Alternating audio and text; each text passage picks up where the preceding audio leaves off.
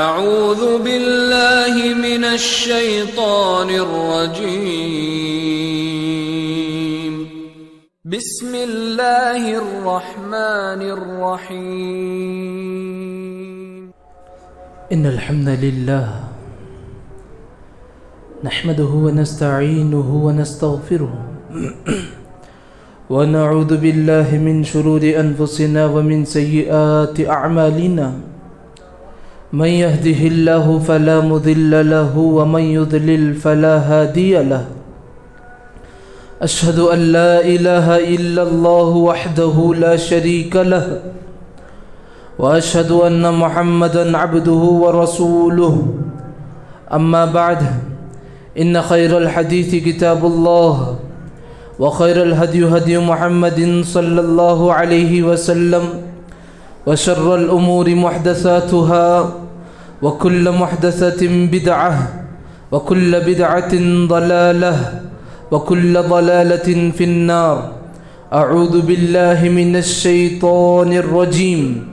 بسم الله الرحمن الرحيم.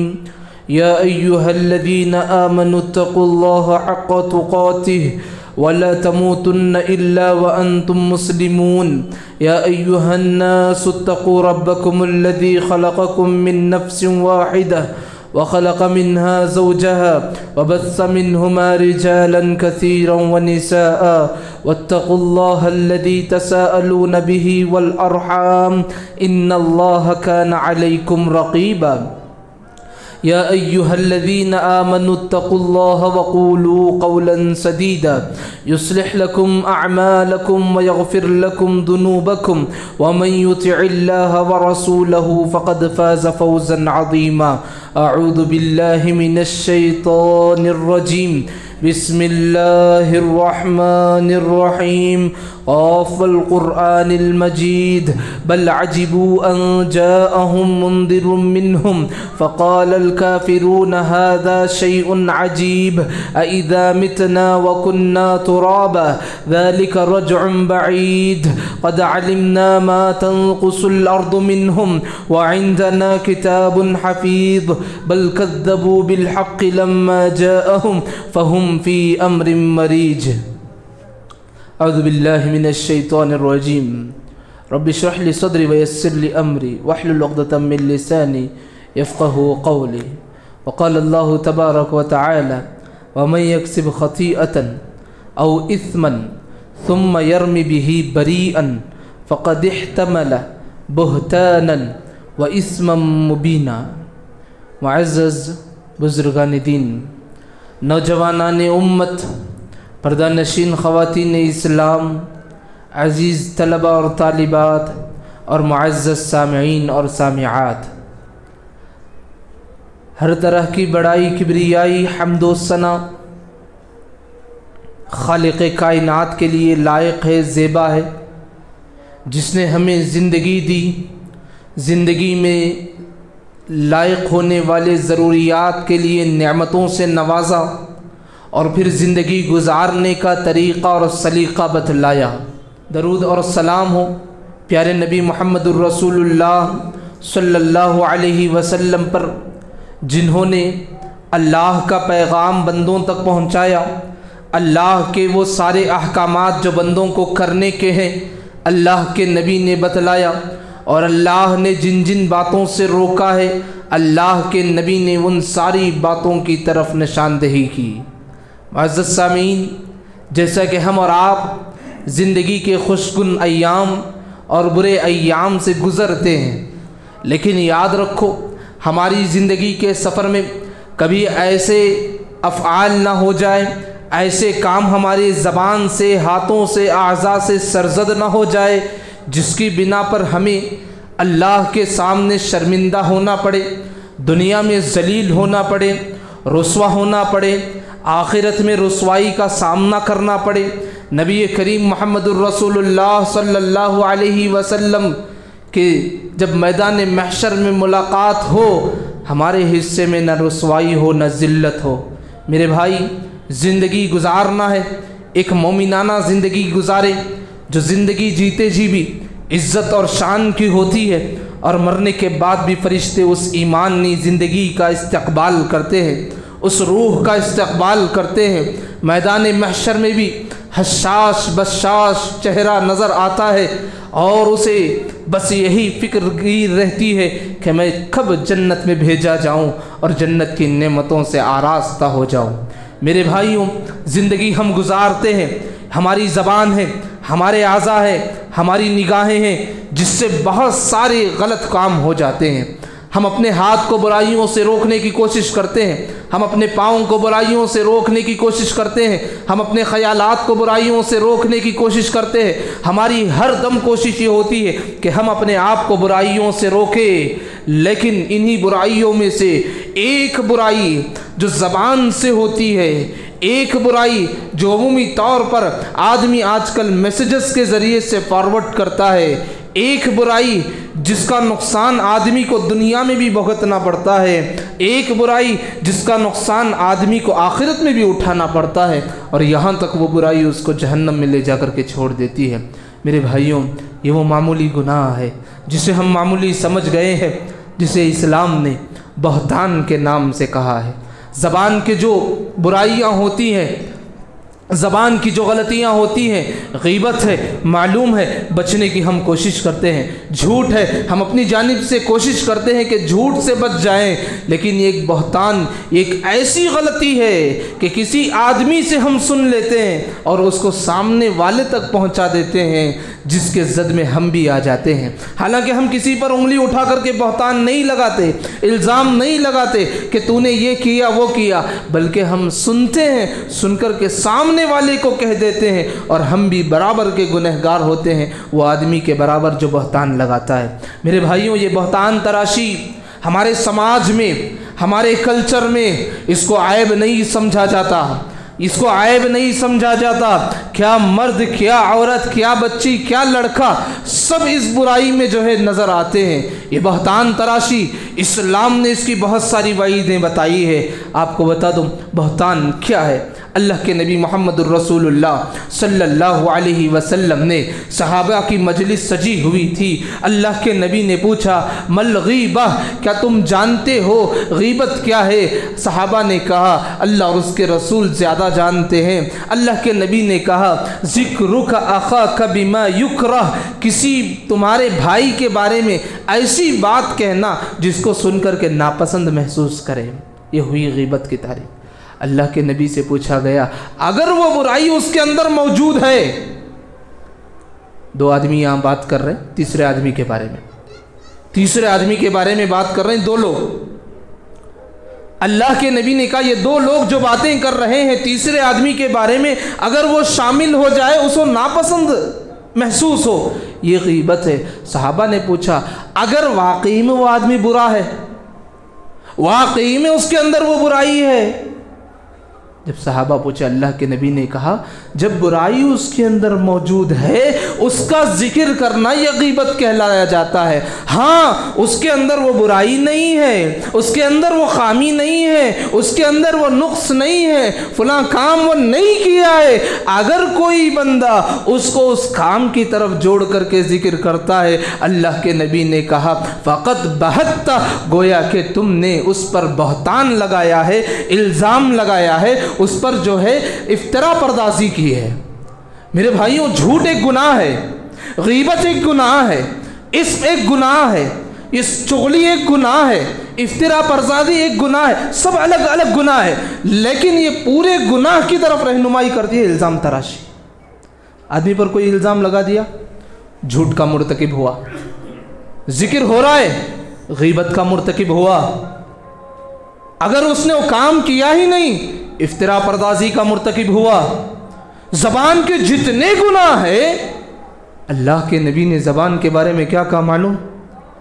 تم شرمگاہ اور زبان کی ضمانت دے دو، میں تمہیں جنت کی ضمانت دیتا ہوں۔ اللہ اکبر، شرمگاہ اور زبان کی حفاظت، اس کی ضمانت مجھے دے دو، میں تمہیں جنت کی ضمانت دیتا ہوں۔ میرے بھائیوں، یہ زبان ایسی چیز ہے جو عمومی طور پر آج الزام تراشی کا ایک ماحول چل بسا ہے، بہت بڑا ماحول۔ اللہ ہماری حفاظت فرمائے۔ یہ ہوتا ہے بہتان کہ کوئی آدمی اس کے اندر نقص نہیں ہے، اس نے وہ کام نہیں کیا ہے، اس نے غلط کام نہیں کیا ہے، آپ اگر اس کو برائی سے جوڑ کر کے پیش کرتے ہیں، یہ بہتان ہے جس کی شریعت میں قباحت ہے۔ میرے بھائیوں، بہتان کے معنی تو سمجھ گئے۔ بہتان کی 3 مختصر قسمیں ہیں۔ دیکھو 3 طرح کے بہتان لگتے ہیں۔ اب دیکھنا یہ ہے کہ زندگی میں کہیں ہم کسی پر بہتان تو نہیں لگا دیے۔ 3 طریقے کے بہتان ہوتے ہیں۔ نمبر 1، پہلا وہ کہیں سماج میں کوئی برائی چلی ہے، کوئی برائی چوری ہوئی ہے، اگر ہم کسی ایک پر گمان کرتے ہیں، غلط گمان، اور وہ گمان بھی کیا کرتے ہیں، اپنے قائلین کو تیار کر لیتے ہیں کہ مجھے اس پر شک ہے، میری بات کی تائید کر لو، اس پر شک ہے، میری بات کی تائید کر لو۔ اللہ اکبر، کتنی گروپ بندیاں ہوتی ہیں اس مسئلے کو لے کر کے۔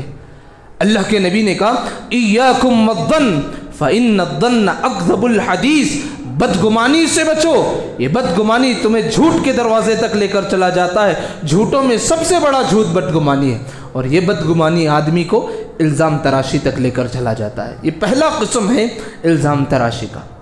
دوسرا قسم، آدمی کوئی برائی کر دیتا ہے، کوئی برائی کر دیتا ہے، پارٹنر سے دونوں کام کر رہے ہیں، ایک گھر میں رہتے ہیں، فلاں مل جل کر کے کوئی آدمی خود غلطی کر دیتا ہے، اور اپنی غلطی چھپانے کے لیے اس غلطی کو اپنے ساتھی کی طرف، اپنے گھر والوں کی طرف، اپنے دوست کی طرف، اپنی بیوی کی طرف، اپنے بچوں کی طرف، نہ جانے کس کی طرف جو ہے آدمی تہمت لگا دیتا ہے۔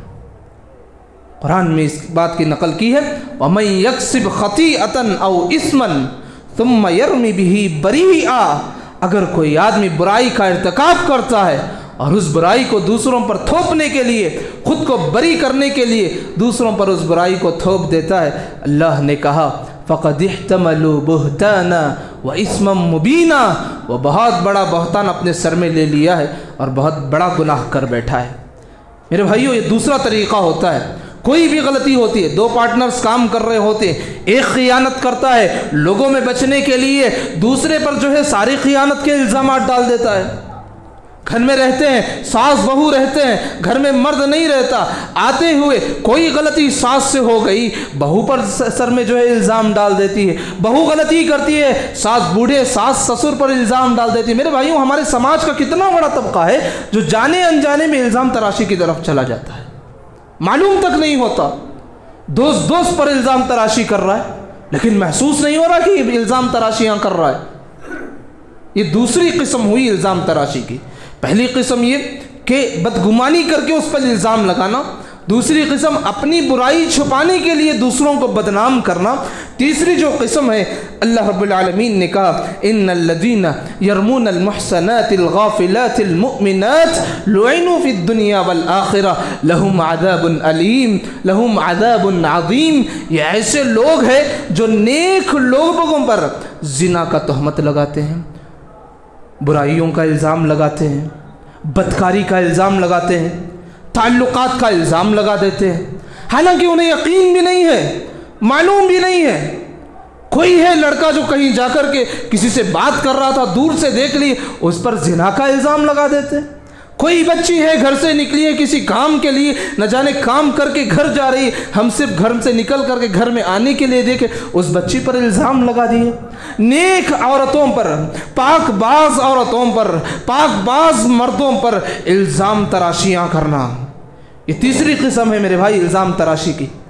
ہمیں ان تینوں سے بچنا ہے۔ کیوں؟ ان تینوں میں بھی انسانی نفس کو ٹھیس پہنچتی ہے، یاد رکھو۔ کوئی بھی ہو، الزام لگانے والا خود اپنے آپ پر قیاس کر کے دیکھے، اگر یہ الزام میرے سر آتا تو میری حالت کیا ہوتی۔ الزام تھوپنے والا خود اپنے اوپر قیاس کر کے دیکھے، اگر میں یا میرا بچہ یا میری بچی اس جگہ پر ہوتی، اس وقت میری کیا کیفیت ہوتی ہے۔ اور یاد رکھو، اس سے بہت تکلیف ہوتی ہے۔ اور اگر مومن مرد مومن عورت اگر ہو، اللہ نے کہا والذین یؤذون المؤمنین والمؤمنات بغیر ما اکتسبوا، اگر کوئی مومن مردوں مومن عورتوں پر اس طریقے کی تکلیف دیتا ہے حالانکہ وہ اس کام کو نہیں کیے ہیں، اس کام کو نہیں کیے، اگر کوئی مرد مومن پر، مرد عورت پر یہ تہمت بازیاں کرتا ہے، اللہ نے کہا فقد احتملوا بہتانا واثما مبینا، گویا اس نے بھی جو ہے اپنے سر بہت بڑا بہتان لے لیا، بہت بڑا گناہ کر لیا ہے۔ میرے بھائی یہ بہتان تراشی کوئی معمولی گناہ نہیں ہے، معمولی گناہ نہیں ہے جسے ہم بہت معمولی سمجھ گئے ہیں۔ زندگیاں تباہ ہو گئی ہیں، گھرانے اجڑ گئے ہیں، سماج بکھر گیا ہے، آپس میں امن کا غارت گری ہو چکا ہے، امن و شانتی ختم کر دیتی ہے یہ چیزیں۔ اللہ ہماری حفاظت فرمائے۔ میرے بھائیوں، یہ الزام تراشیاں قرآن میں جہاں کہیں بھی الزام تراشیوں کا ذکر آیا ہے وہاں یہودیوں کا ذکر آیا ہے، بنی اسرائیل کا ذکر آیا ہے۔ یہ ایسی قبیح ترین گناہ ہے جو یہودیوں نے سرزد کی تھی، یہودیوں نے سرزد کی تھی۔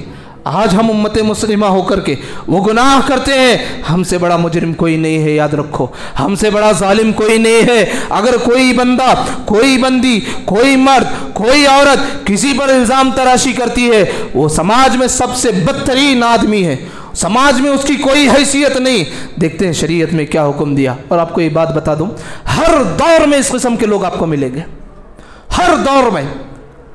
لوط علیہ السلام اتنی بری قوم تھی، لیکن وقت کے پیغمبر پر انہوں نے بھی الزام لگایا تھا۔ لوط علیہ السلام، موسیٰ علیہ السلام گزرے، ان کی قوم والوں نے بھی ان پر الزام لگایا۔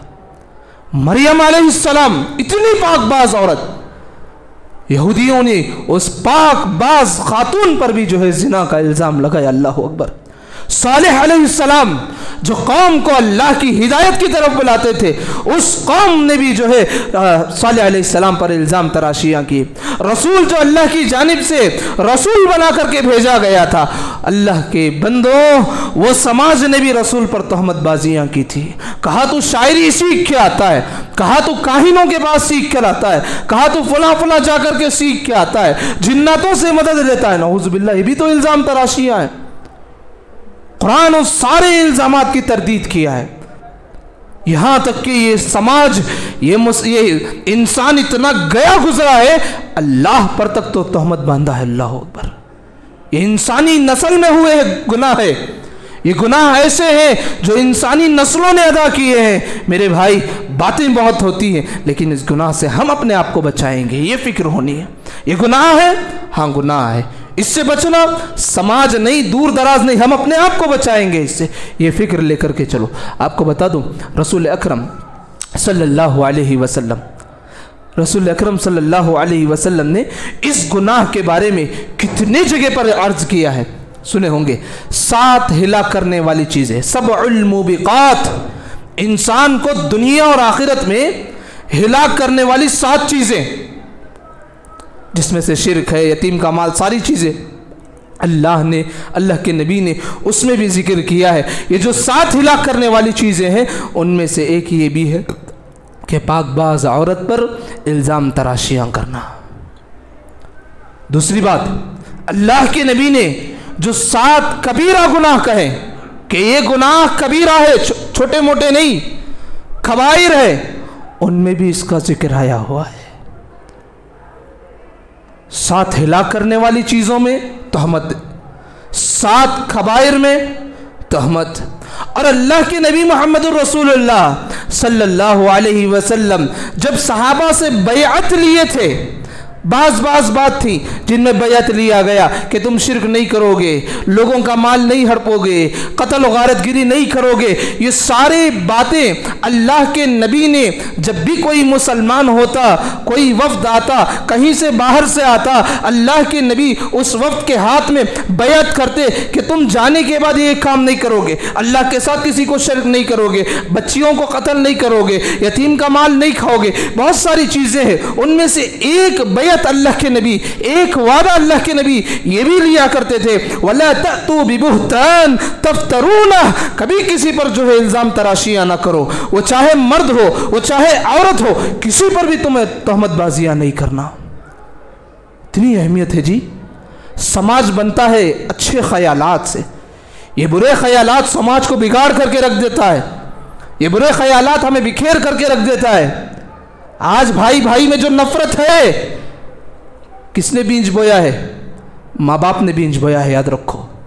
خود اپنے بھائی کے خلاف اپنے بچوں کو خود اپنے والدین کے خلاف اپنے بچوں کو، کبھی ماں باپ اپنے بچوں کے خلاف نہیں کرتے، کبھی ماں باپ اپنے بچوں کا برا نہیں چاہتے. یاد رکھو ماں باپ کا وہ وقت تھا جو اپنے لیے کچھ فائدہ حاصل کرنے کے لیے بچوں سے 10 سے سوال کر لیے، جو بھی کر لیے، لیکن بچوں کے ذہنوں میں بدگمانی کس نے جنم دی؟ کس نے برا بھلا کہا؟ نانا نانی، دادا دادی، ماموں چچا، ان ساروں کو دور کرنے کا سبب کون بنے؟ یہ وہ ماں باپ جو ناقص تربیت کرتے ہیں اپنے بچوں کی، منفی سوچ پیدا کرتے ہیں بچوں کے اندر. اللہ کے نبی نے منع کیا ہے الزام تراشی سے. بچو اپنے آپ کو، بچو اپنے اہل و عیال کو، اپنے گھرانوں کو بچو. آپ کو معلوم ہونا چاہیے کسی پر الزام لگا دیا جائے کتنا بڑا نقصان ہے جی. دنیا میں بھی نقصان ہے، آخرت میں بھی نقصان ہے. دنیا میں بھی تباہی ہے، آخرت میں بھی تباہی ہے. یاد رکھو دنیاوی نقصانات سن لو. اللہ رب العالمین نے قرآن مجید میں ایک آیت اتاری ہے، ایک ہی آیت اللہ رب العالمین نے کہا. حالانکہ جب یہ آیتیں الزام کے بارے میں آئی 10 آیتیں اتری تھی. یاد رکھو 10 آیتیں اتری تھی، اس میں سے ایک آیت میں آپ کے سامنے رکھ رہا ہوں. والذین یرمون المحصنات ثم لم یأتوا بأربعة شہداء. اگر کوئی مرد عورت کسی پاک باز پر زنا کا تہمت لگا دیتا ہے، کوئی بھی تہمت لگا دیتا ہے، اس کو چاہیے کہ 4 گواہ لے کر کے آئے. ایک نہیں، 2 نہیں، خود اپنا نہیں، ویڈیو نہیں، موبائل کا نہیں، 4 انسانی نفس کے گواہ. آج بھی ایسے کیسز میں آپ ویڈیو میں پیش کرتے ہیں تو قانون بھی اسے قبول نہیں کرتا. یاد رکھو سماج دیکھو انسان یہ دین اسلام کتنا منظم ہے. اگر کوئی الزام دیتا ہے کسی پر، مرد پر یا عورت پر یا بچی پر یا لڑکے پر، کسی پر بھی، اسے چاہیے کہ 4 گواہ ساتھ میں لائے. 4 میں سے ایک بھی کمزور نہ ہو. ہاں 4 گواہ نہ لے کر آئے، ایک گواہ کمزور ہو گیا، اس کی بات قبول نہیں کی جائے گی. ہو گیا مسئلہ یہاں ختم نہیں ہوتا. شریعت نے کیا حکم دیا ہے دیکھو. 4 گواہ نہیں لے کر آئے، 3 لایا، ایک مسٹیک کر لیا، شریعت حکم دیتا ہے فَجْلِدُوهُمْ 80 جلدہ. اس کو 80 کوڑے مارے جائے. 80 کوڑے مارنا ہے پورے سوسائٹی کے درمیان کھڑا کر کے. عمر بن خطاب رضی اللہ عنہ کے دور میں کتنے ایسے واقعات ہوئے. مغیرہ بن شعبہ رضی اللہ عنہ کہیں کے گورنر مقرر ہوئے تھے. ابو بکرہ جن کا گھر مغیرہ بن شعبہ کے گھر کے سامنے تھا، ابو بکرہ نے اپنے دوستوں کے ساتھ بیٹھ کر کے بات چیت کر رہے تھے. اچانک ان کے گھر کی کھڑکی کھل گئی. اب مغیرہ بن شعبہ کا جو ہے دروازہ کھلا ہوا تھا، نظر پڑ گئی. عمر بن خطاب کو لیٹر لکھ دیا کہ مغیرہ بن شعبہ کسی کے ساتھ جو ہے غلط کاریاں کر رہے. فوراً عمر بن خطاب جو ہے مغیرہ بن شعبہ کو معزول کیے اور سب کو جو ہے ابو بکرہ سے کہا کہ 4 گواہ ساتھ میں لاؤ، اور مغیرہ بن شعبہ کو معزول کر دیا.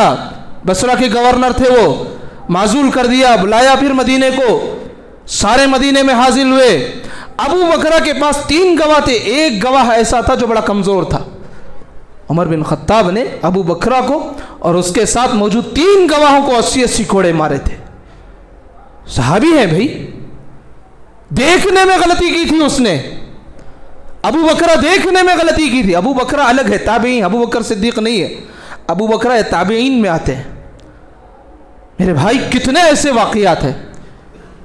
تو لہٰذا شریعت نے ہمیں سب سے پہلی چیز کہا کسی پر تہمت لگاتے ہو 4 گواہ لاؤ، ایک بھی کمزور تو سب کو جو ہے 80 کوڑے مارنا. 80 کوڑے مار کھا لیے، اس کے بعد کیا چھوڑ دیے جائیں گے؟ قرآن نے کہا وَلَا تَقْبِلُوا لَهُمْ شَهَادَةً. اگلی بار ان کی گواہی کبھی قبول نہیں کرنا. آگے کی آیت آئی ہے اگر توبہ کرتے ہیں، نیک عمل کرتے ہیں تو قبول کی جائے گی. لیکن قرآن کی آیت کیا کہتی ہے؟ 80 کوڑے کھا لیے، اس کے بعد حکم دیا گیا ان کی گواہی کبھی قبول نہیں کرنا. پھر کہا اولئک هم الفاسقون، ان کا شمار فاسق لوگوں میں ہوگا. کتنے ہیں ہمارے سماج میں، کتنے ایسے مسائل ہیں جن پر تہمت درازیاں کی گئی. کتنے ایسے مالکین ہیں جو پڑوس کے دکان کے لڑکوں کے خلاف الزام تراشیاں کی ہے، اپنے بچوں کو نوکری دلانے کے لیے دوسروں کی برائیاں کی ہے. کتنی بچیاں ایسی ہیں جن کو بدنامی کا منہ دیکھنا پڑا ہے سماج میں. کتنے نوجوان بچے ایسے ہیں جن کو بلیک میل کیا گیا صرف الزام تراشی کے ذریعے سے. بکھرا پڑا ہے ہمارا پورا سماج اس کو وبا میں. اللہ حفاظت فرمائے, اللہ حفاظت فرمائے, اللہ ہمارے گھروں کی حفاظت فرمائے, ہمارے سماج کی حفاظت فرمائے. اتنا ہی نہیں میرے بھائی, یہ 3 گنا دنیا کے ہو گئے. صرف اتنا ہی نہیں, اللہ نے کہا ان لعنت اللہ علیہ ان کان من الکاذبین, اس پر دنیا اور آخرت میں لعنت بھی ہے اور اس کا شمار جھوٹوں میں ہو جائے گا. یہ الزام تراشی کا جرم ہے میرے بھائی. صرف ایک کسی کے بارے میں غلط قیام کر کے, غلط سوچ کر دوسروں کو بتانا, اس کا یہ جرم ہے, اس کا یہ جرم ہے. کتنی باتیں ایسی ہیں جو ہم نیوز کے تھرو سنتے ہیں, واٹس ایپ کے تھرو سنتے ہیں, سوشل میڈیا کے تھرو سنتے ہیں, اپنے دوستوں سے سنتے ہیں. اللہ اکبر, اللہ حفاظت فرمائے ہمارے سماج کو. یہ ہوئے صرف دنیا کے نقصانات. آخرت کے نقصانات اس سے بڑے ہیں, اس سے بڑے ہیں. شروع ہوتا ہے مرحلہ قبر سے. اللہ اکبر, قبر سے شروع ہو جاتا ہے. اللہ کے نبی محمد الرسول اللہ صلی اللہ علیہ وسلم جو سفر کا قصہ ہے, 2 قبر والوں کو جو عذاب دیا جا رہا تھا, عموماً مشہور یہ ہے کہ ایک پیشاب کے چھینٹوں سے بچتا تھا, دوسرا چغل خوریاں کرتا تھا. ایک اور روایت ہے جس میں غیبت کا ذکر ہے, چغل خوری کے بجائے وہ غیبتیں کرتا تھا.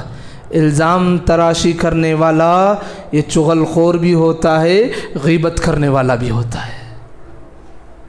الزام تراشی کرنے والا یہ جھوٹا بھی ہوتا ہے, چغل خوری کرنے والا بھی ہوتا ہے, غیبت کرنے والا بھی ہوتا ہے. خبر سے شروع ہوتے ہیں, خبر سے شروع, حشر تک ختم نہیں.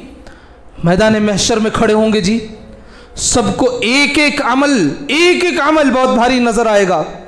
ایک ایک عمل. آج کوئی بے گھر ہو گیا, کام کاج سب چھوٹ گیا, اس کے لیے 10 روپے کی قیمت بہت اہم ہوتی ہے. 10 روپے کی قیمت, جب پیسے ہوتے ہیں اس کی قدر نہیں ہوتی, جب کام دھندے سب چھوٹ جاتے ہیں اس وقت اس کی قدر ہوتی ہے. میدان محشر ایسا ہوگا جہاں پر ایک ایک عمل کی ضرورت پڑے گی. جب پوچھا جائے گا جہنمیوں سے تم اس عذاب سے بچنے کے لیے کیا کرو گے, کہا کہ دنیا جیسی 10 نعمتیں ملے گی تب بھی میں دینے کے لیے تیار.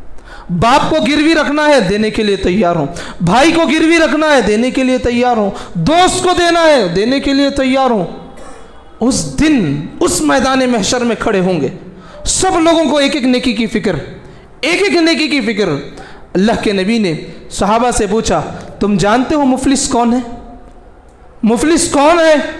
صحابہ بولے جس کے پاس نہ مال ہے نہ جائیداد ہے, جو غریب ہے. اللہ کے نبی نے کہا میری امت کا مفلس وہ ہے جو قیامت کے دن حاضر ہوگا, جس کے پاس نماز بھی ہوگا, روزے بھی ہوں گے, زکوٰۃ بھی ہوں گے, نیکیاں بھی ہوگی, لیکن اس کے ساتھ لوگوں کو جو ہے 10 درازیاں کیا رہے گا, تہمت بازیاں کیا رہے گا, جھوٹ بولا رہے گا, لوگوں کے بارے میں برائیاں بیان کیا ہوگا, لوگوں کی حق تلفی کی ہوگی. اللہ رب العالمین میدان محشر میں اس کو بلا کر کے اس کے سارے اعمال, اس کے بدلے میں, برائیوں کے بدلے میں ان لوگوں کو بانٹ دیا جائے گا. نیکیاں ختم ہو گئی, اور لمبی فہرست ہے, اور لمبے لوگ ہیں جن کے حق دینا باقی ہے. ان کی برائیاں نکال کر کے اس آدمی کے اکاؤنٹ میں ڈال دیا جائے گا. نیکیاں بھی غارت, الٹا صرف اور صرف برائیاں اس کے پاس آ گئیں نام اعمال میں. حدیث کا آخری ٹکڑا سنا رہا ہوں. اللہ کے نبی نے کہا ثم طرح فی النار, یہاں تک کہ وہ بندہ جہنم میں اٹھا کر کے پھینک دیا جائے گا. کہاں گیا جی, روزے کہاں گئے, صدقات کہاں گئے, کس گناہ کے سبب؟ الزام تراشی, دوسروں پر تہمت بازیاں. یہی وہ گناہ ہیں جو قبر میں نہیں چھوڑیں گی, حشر میں نہیں چھوڑیں گی, اللہ اکبر, جہنم میں بھی نہیں چھوڑے گی. یاد رکھو جہنم میں, حدیث کیا ہے, حبس اللہ علی جسر جہنم, جہنم کا ایک چھوٹا سا جیل ہوگا جس میں وہ بسے, اس کے جسم کے اعتبار سے بہت چھوٹا ہوگا. ایک تو جہنم کی تکلیف, گرمی, پیاس، شدت، اس کے ساتھ تنگی، ایک جہنم کے اندر کے جیل میں بند کر دیا جائے گا، یہاں تک کہ اس سے کہا جائے گا حتی یخرج مما قال، جو تو کہتا رہا ہے الزام تراشیاں، جب تک وہ واپس نہیں لے گا اپنے سر تب تک نہیں نکالا جائے گا۔ اس وقت لے کر کے کیا فائدہ ہوگا بھائی؟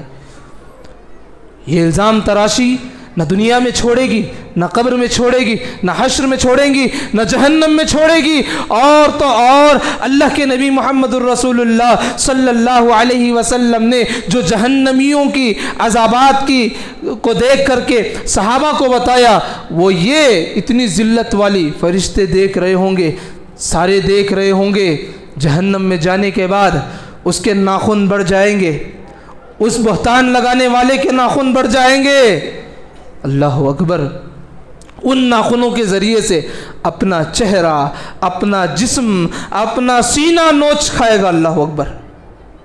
وہ خود کسی ایک کا ناخن اگر لگ جائے، بلی کا ایک ناخن لگ جائے بڑی تکلیف ہوتی ہے، اپنا ہی ناخن کبھی بڑا ہو جائے، ٹوٹ جائے، بڑی تکلیف ہوتی ہے۔ وہ دن کیا ہوگا جس دن ہمارے ناخن بڑھا کر کے خود ہمارے ہاتھوں میں ہمارے جسم کے جو ہے گوشت کو نکالا جائے گا۔ میرے بھائی بچو، کبیرہ گناہ ہے یہ، کبیرہ گناہ ہے، اللہ اکبر۔ یہ ایسا رویہ ہے بھائی، سماج میں بہت بڑی بھیانک چیز ہے۔ اور آپ کو ایک چھوٹا سا واقعہ آپ کو بتا دوں، ایک واقعہ کہہ کے اپنی بات ختم کر دیتا ہوں، کہ صحابہ کا دور اتنا پاکیزہ دور کہ قیامت کی صبح تک شاید ویسا دور کبھی نہیں آئے گا، اتنا پاکیزہ دور۔ اس دور میں بھی الزام تراشی کے واقعات ہوئے۔ ان واقعات میں ایک واقعہ میں آپ کو سناتا ہوں، سنو۔ کس پر ہوا یہ الزام تراشی؟ ام المؤمنین صدیقہ بنت صدیق عائشہ صدیقہ رضی اللہ عنہ پر۔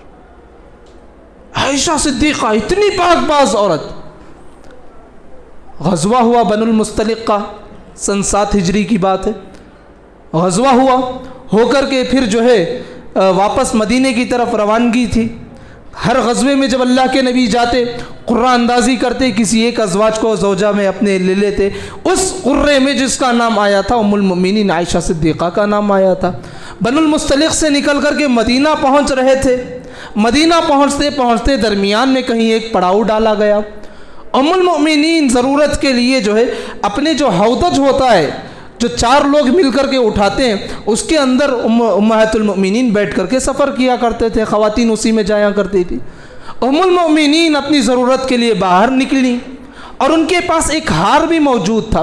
ضرورت سے فارغ ہو کر جیسے ہی نکل کر کے ہودج کے پاس آئی، دیکھا کہ وہ اپنا ہار گم پا رہی، جو کہ ہار کسی کے پاس عاریتاً لے کر کے آئی تھی۔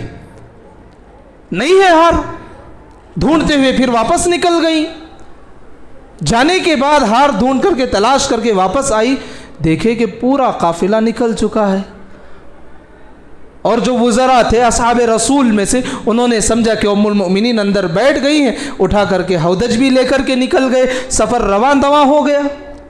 ہوا یوں کہ ام المؤمنین عائشہ صدیقہ رضی اللہ عنہ کر کھڑے ہو کر کے دیکھ کر کے کہا کہ شاید کہیں دور گئے ہوں گے اور جب نہیں پائیں گے واپس مجھے لینے کے لیے آئیں گے ضرور۔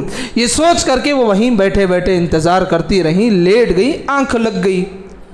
اور اللہ کے نبی صلی اللہ علیہ وسلم کا ایک طریقہ بھی یہ تھا کہ جب کوئی تاریخی طریقہ تھا جو اللہ کے نبی نے اپنایا تھا کہ ایک سماج سفر کر کے، قوم سفر کر کے جاتی، اس قوم کا ایک وقت آخر میں آتا تھا جو کہیں لوگوں کی گری پڑی چیزیں نہ چھوٹ جائے، قیمتی چیزیں، کہیں جانور نہ گر گئے ہوں گے، کہیں کوئی فلاں ضروری اہم چیزیں۔ تو اس وقت ہے صفوان بن معطل رضی اللہ عنہ، اس موقع پر وہ آئے اپنی اونٹنی کی پر سوار ہو کر کے، آ کر کے قریب پہنچے اور اپنی زبان سے کہا انا للہ و انا الیہ راجعون۔ ام المؤمنین کچھ نہیں کہا، صرف انا للہ پڑھتے رہے۔ یہ کب کا ہے؟ پردے کے احکام نازل ہونے کے بعد کا ہے، جبکہ صفوان بن معطل ام المؤمنین کو پہلے دیکھ چکے تھے سے پہلے، اسی لیے جلد پہچان لیے۔ اب انا للہ پڑھتے رہے اور اپنے اونٹ کو جو ام المؤمنین کے قریب کا، ام المؤمنین بیٹھ گئی، سوار ہو گئی، اپنا نکیل پکڑتے ہوئے راستے میں، اللہ اکبر، مورخین لکھتے ہیں کچھ بات نہیں کیے، صرف انا للہ انا للہ انا للہ پڑھتے ہوئے پہنچے قبیلے کی طرف. وہاں اللہ کے نبی اور اصحاب رسول پڑاؤ ڈال کر کے تھے. دیکھے کہ صفوان بن معطل رضی اللہ عنہ ام المؤمنین کو اپنی اونٹنی پر بٹھا کر کے لے کر آ رہے ہیں. ان سماج میں دیکھیے اللہ اکبر، اس پاکیزہ سماج میں بھی یہ حرکت ہوئی ہے. ہم اور آپ کہاں بچ سکتے ہیں بھائی؟ رئیس المنافقین ایک لقب ہے، عبداللہ بن ابی بن سلول نام کا شخص جو منافقین کے درمیان کانا پوسیاں کرتا تھا. دیکھا فوراً لوگوں میں جو ہے ایک پروپوگنڈا ڈال دیا کہ اگر یہ وہاں رکی ہیں تو کوئی مصلحت کے تحت نہیں، کوئی کام رہا ہوگا. اتنی غلط بیانیاں یہاں پروپوگنڈا چل رہا ہے. مدینے تک سارا قافلہ پہنچ گیا. ام المؤمنین کو کچھ خبر نہیں. سفر سے آئیں، بیمار پڑ گئیں، تھک گئی تھیں، بیمار ہو کر کے گھر ہی میں رہ رہی تھی. یہ پورا سماج میں بدنامیاں پھیل رہی تھی ام المؤمنین کے خلاف، یہاں تک کہ وہ باتیں آپ صلی اللہ علیہ وسلم کے کانوں تک بھی پہنچی. لیکن آپ صلی اللہ علیہ وسلم نے بھی اف تک نہیں کہا. بعض مجرب صحابہ بہت سارے مشورے آئے، بعض اصحاب رسول کے بھی مشورے، اللہ کے نبی چھوڑ دیجئے. لیکن یاد رکھو میرے بھائی، یہ ام المؤمنین تھی، انتظار کرتے نہیں، بیمار پڑی. لیکن اتفاق تقریباً 10-12 دن گزر گئے. ام مستح کے ساتھ ام المؤمنین استنجا ضرورت کے لیے گئے. ام مستح نے سارا واقعہ سنا دیا کہ ام المؤمنین آپ کے خلاف پورے سماج میں ایسی باتیں پھیل رہی ہیں. سن کر کے تو پہلے رونے لگی. کوئی بھی عورت ہو بھئی، پاک باز عورت، رونے لگی. آئیں اللہ کے نبی کے پاس، اپنی مائکے جانے کے لیے اجازت چاہی. اللہ کے نبی نے اجازت دے دی. ماں باپ کے پاس چلی گئیں، کچھ دن رہیں، اور اللہ کے نبی صلی اللہ علیہ وسلم لوگوں کو صرف اللہ کی تعریف کی طرف ہدایت دے رہے تھے. وہاں ام المؤمنین کی بیماری بڑھتی جا رہی تھی، رو رہی تھی، والدین سے طعنا تشنی کر رہی تھی. کیا تم مجھے بتا نہیں سکتے یہ سب ہو رہا ہے؟ مجھے خبر تک نہیں ہے. میرے بھائی، اللہ کے نبی ام المؤمنین کے درمیان یہ سلسلہ 1 مہینے کا رہا. وہی اسی وقت نازل نہیں ہوئی. سوچو 1 مہینے کے وقفے کیسے کٹے ہوں گے، کیسے گزرے ہوں گے. پھر اس کے بعد سورہ نور کی آیت نازل ہوئی، برات نازل ہوئی، اور جتنے بعض اصحاب جو شریک ہوئے تھے باقاعدہ طور پر وہ جو ہے اللہ کے نبی کے دربار میں حاضر ہوئے. حاضر ہو کر کے 80 کوڑے بھی کھائے. اللہ اکبر. میرے بھائی، بہت سارے ہیں باتیں، لیکن ہمیں ان برائیوں سے بچنا یہ ہماری ذمہ داری ہے. ایک مومن کا رویہ کیا ہوتا ہے؟ کچھ باتیں سن لیا، پہلا رویہ یہ سبحانک مجھے معلوم نہیں، خاموشی اختیار کر لی. سبحانک اللہ بہتر جانتا ہے، اس مسئلے میں مجھے زیادہ علم نہیں. کیا ضروری ہے جی ہر مسئلے میں ہمیں بولنا بول کر کے؟ مومن کے بارے میں اللہ کے نبی نے کہا من کان یؤمن باللہ والیوم الآخر فلیقل خیرا او لیصمت. جو اللہ پر آخرت پر ایمان رکھتا ہے بولے تو بھلائی کی بات کرے، ورنہ خاموش رہے. اللہ کے نبی صلی اللہ علیہ وسلم کی بتائی ہوئی باتوں پر ہمیں چلنے کی توفیق نصیب فرما دے. ان کبائر گناہوں سے اپنے آپ کو بچانے کی توفیق نصیب فرما دے. یا رب العالمین، ہمارے سماج کی بچیوں کی عزت و آبرو کی حفاظت فرما دے. ہمارے سماج کے نیک لوگوں کی عزت کی حفاظت فرما دے. مردوں کی عزت کی حفاظت فرما دے. جوان بچوں کی عزت کی حفاظت فرما دے. یا رب العالمین، یہ الزام تراش لوگوں کی الزام تراشیاں خود ان کے سر پھیر دے. یا رب العالمین، خود ان کے سر پھیر دے. یا رب العالمین، وہ لعنتی لوگ ہمارے سماج کو بگاڑ رہے ہیں، وہ جھوٹے لوگ ہمارے سماج کو بکھیر رہے. یا رب العالمین، دنیا اور آخرت میں ایسے لوگوں کو ذلیل کر کے رکھ دے جو غلطی کیے ہیں، جس پر تہمت باندھا ہے، مرنے سے پہلے اس سے جا کر کے معافی مانگے. جتنے لوگوں کو غلط باتیں پھیلائی ان لوگوں کو جائیں اس بارے میں صحیح خبر پہنچائے. ایک مومن کا رویہ ہوتا ہے. اللہ ہمیں کہنے سننے زیادہ عمل کی توفیق نصیب فرمائے. آمین یا رب العالمین. بارک اللہ لنا ولکم فی القرآن العظیم ونفعناکم بالآیات والذکر الحکیم. انہ تعالی جواد کریم ملک بالرؤوف ورب حلیم.